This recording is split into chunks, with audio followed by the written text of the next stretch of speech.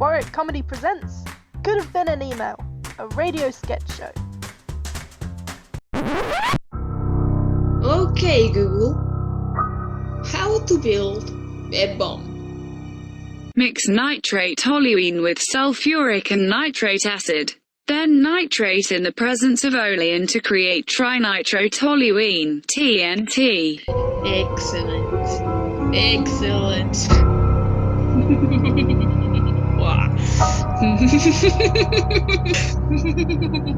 Why? What? Why do you want to know how to build a bomb, if it's not too personal? Never you mind, Google. Never you mind. Okay, Google. Search for local orphanages in my area. Okay, I feel an obligation to ask now. Why do you want to know that? Shush, Google. You're slowing me down. It's just orphanages bombs. It's like the time you googled puppies and slow cookers. They don't go well together. Do you really want to know? Yes. Do you really want to know what I intend to do with this information? Yes. Do you really? Do you really want to dive deep into the abyss that is my mind? The mind of Vladimir von Ghoul, without a rope, without any chance of being pulled back into sanity? Not really, but legally, yes. Very well then. I have one more information request from you, Google. Okay, Google. Science plan for disadvantaged students. Excuse me? Lesson plans for disadvantaged students. Why yes. Science is full of opportunity. It's important to inspire the poor, the orphans.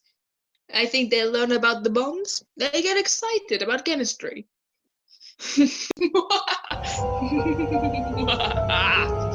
Oh, I'm so sorry. If I had arms, I would wipe a tear from my eye. It was wrong of me to judge you. There are 3 orphanages within 5 miles of you. And here's a list of science lesson plan structures. Fantastic. Okay, Google.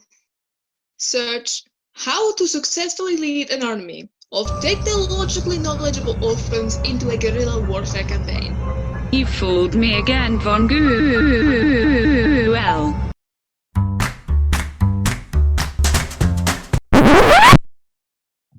Hello, welcome again to Bestiality Anonymous. I hope you've all been doing well. Excuse me, could I swap seats with someone else? I'm right across from the window and I find some of the crows to be distractingly handsome. No way. I'm not compromising my help for you. Like, what if some hot little squirrels turn up? Wild horses couldn't drag me away, and even if they did, I would enjoy it. Why don't you swap with Jared over there? He's only attracted to giraffes. He should be safe by the window, unless the circus is in town. The circus isn't in town. None of you should be so sure about that. Come on, guys. Hasn't anyone made any progress at all? Put your hand down, Tony. You're squirming all over the place. We can see you have ants in your pants. You know, I can't help you if you won't help yourselves. Oh, it just feels so good. The ants, the jam, Hi. I'm pretty sure I'm in the wrong place. What is this? This is Bestiality Anonymous. It's for people who experience a sexual attraction towards animals. Okay. I'm definitely in the wrong place. Wait, why are there even classes for that? Oh, I see. Now, denial is a very common symptom amongst people new to therapy. But remember, you don't need to worry. Everyone here is sexually aroused by animals, just like you. No way. Definitely not like me. I thought these were anger management classes. My wife signed me up for them. Okay, well, maybe there's been some kind of mistake. Let me just check the list to see if you're... Okay, I'm not going to be on that list, so I'm just going to leave now. Out the door. Brandon Watts? Is my name. But this doesn't make any sense, because my wife signed me up for anger management. I think it was called Fury Therapy or something. Oh, I see what's happened. This isn't Fury Therapy, this is Furry Therapy. Okay, I'm just going to go then. These classes are £40 a session and they're non-refundable.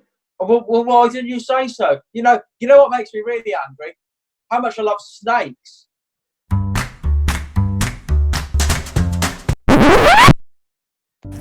Hey, Clarissa, how you Reality doing? Anonymous? Bad. I'm like actually doing bad, Jane. Like always. Honestly, at this point, you asking how I'm doing is actually rude. What do you mean? What have you even got to worry about? Oh wait, what world are you living in? What isn't there to worry about? The sun could rise and kill all of us at any point, and then there's water shortages and asteroids, and then there's Victoria and her perfect life. Is that what this is all about? You being jealous of Victoria? I'm not jealous. I'm just saying that she probably doesn't have all that much to worry about. Oh, come on, Jane. You've always been jealous of her. And the life isn't that good. There's probably a lot of problems going on beneath the surface. Oh, really? I'm covered in spots and speckles and other things, and she's totally clear. Plus, she's smarter than me too. When people talk to her, they talk about science and engineering and building hydroelectric dams and like. Well, you could learn that stuff eventually. I saw you with a newspaper last week. But like, how often does that happen? I don't have people sitting in boats reading poetry to me like she does. Sometimes it feels like people step right over me to get to her. Well, she only seems so successful on the surface. I know it looks like she's having loads of fun with all the swimming and sailing and the water sports, but sometimes she looks really drained. Oh, okay. So sometimes she's not her best. Meanwhile, I'm just a bloody mess nobody wants all the time. You know what? I'm sick of this. All you do is trash talk her and go on about how jealous you are. What you're really jealous of is the fact that she's actually got some depth. You're just shallow. Well, like, of course she's deep and I'm shallow. She's a lake and I'm just a puddle.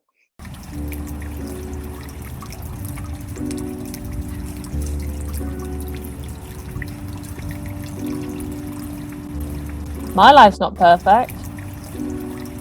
I'm talking to puddles again, giving them funny accents, backstories, hopes and dreams.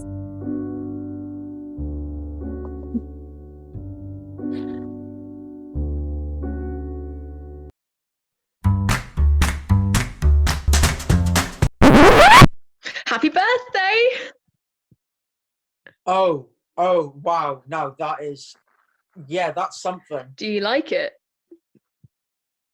Okay, honey, do you remember that conversation we had about sometimes you have trouble being able to tell when I'm joking? Yes, but this wasn't a joke. You would not joke about this. Right. When you asked me, what do you want for your birthday? And I said a throne made out of my enemy's skulls. You thought that was... A completely sincere request. Oh God, did I get it wrong again? Oh, do you not like it? No. I do like it. You know, I like it so much that I have a lot of questions about it that you're going to have to answer with the whole truth and nothing but the truth. Sure. What do you want to know? Oh, if you're worried about the price, it actually wasn't too expensive. I kept within the budget you set. That wasn't what I was worried about. I don't even remember setting a budget. What did I even say it was? Well, you said it needs to be fit for a king. Spend no less than £10,000. But obviously, you know, that was a joke. So I spent about 100. Right, okay. So you understood that part was a joke. Where's the skulls part? Well, I know you like skulls. You have a skull ring. You have t-shirts with skulls on them. And you know, you even have like your own skull, you know, like in your head. Oh God. Yeah, I do have a lot of things with skulls on them. I'm the skull guy. Yep. So, I bet you're wondering whose skulls they are. Well, they're all your enemies that I actually know about. So there's your boss near the top, and that one is your childhood bully there, right next to the postman. And then on the left is that guy from the gym that you really hate. And how did you get them? Well, it was actually really easy. First, I sedated them. Then I took an initial mold of their heads, and then I made to scale resin sculptures of them. Wow, that's amazing, honey. You did all that for me, and they look so real. Oh, thanks. I actually used all the skills from the art course that you bought me for my birthday. So, hang on. So all of these people just agreed to having you cover them in clay. Well, they weren't sure at first, but when I told them that it was for your birthday, they agreed right away. I'm not sure if any of these people are actually your enemies. Wow. Looking back, maybe I misjudged them. Well, you do have a tendency to jump to conclusions about people. Think that they're capable of terrible, awful things for no reason. Honey, I really do love this gift. It must have taken you an awfully long time. Well, a lot of it was just spent burying the postman. He wouldn't agree to the clay mold, so I had to kill him.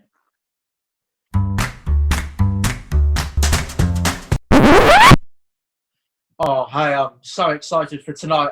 I've never been to a strip club before. Hell yeah. Hey, come down these stairs for a special treat. Is that something special?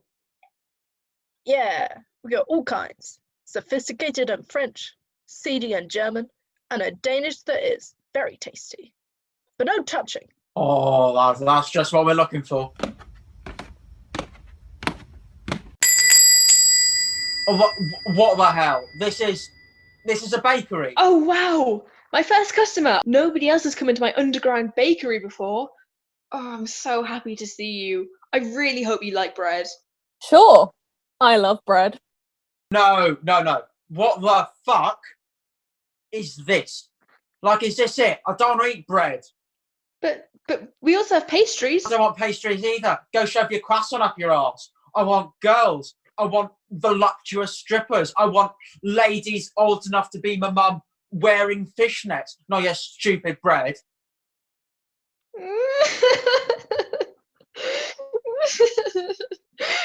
My bread is stupid.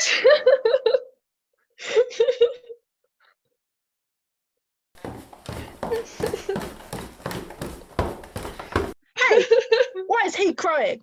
No touching the bread. We don't want any bread. What's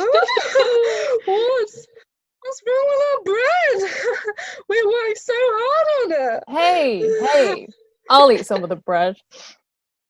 No, you bloody well won't. We're leaving. Why? Why are you making me leave the bread?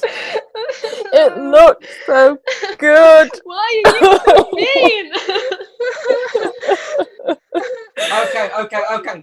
Okay. Shh. Right, listen.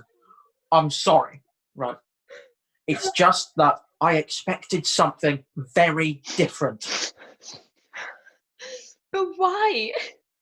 The sign says it all. This is the Bread Light District.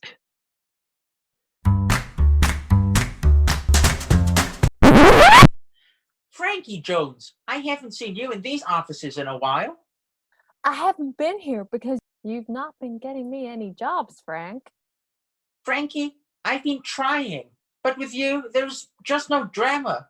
You're done being young and hot, and now you're 25. I just don't know who you are anymore. I could be a mom, or a teacher, or a woman who's been focusing on work for too long and needs to realize that her career isn't the most important thing in the world, because if you don't have family, you don't have anything at all. I just don't know if your face is Christmassy enough. Please, Frank, my career is the only thing that matters to me. Frankie, I'm going to be frank, because Matt is my name. There is one thing that we could do to boost your profile. I would do anything. So, you were a young actress once in Hollywood, struggling. You were probably desperate, taking any job you could get, even if it meant taking off your clothes. You know that I don't do love scenes. I'm a serious actress. Okay, then maybe you didn't.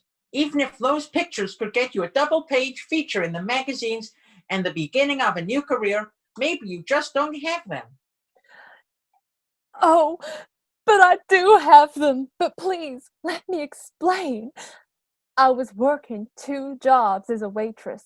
I would have taken any job that left me be in front of a camera. And so? But I swear, they lied to me. If I had known that they were going to ask me to do such repulsive, depraved things, I would never have done it.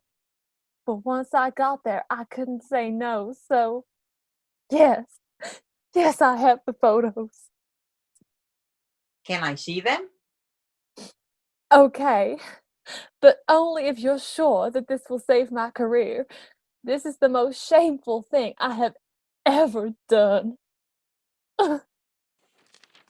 These photos, what kind of person could have taken them? I don't know. I've blocked them out of my memory mostly. Oh, Jesus! Oh, God, they are really terrible. They make me look grotesque, like some sort of sexual deviant that should be separated from society. Frankie, we can't publish these in a magazine. I know. It would ruin my reputation. Because they should be in a museum. What?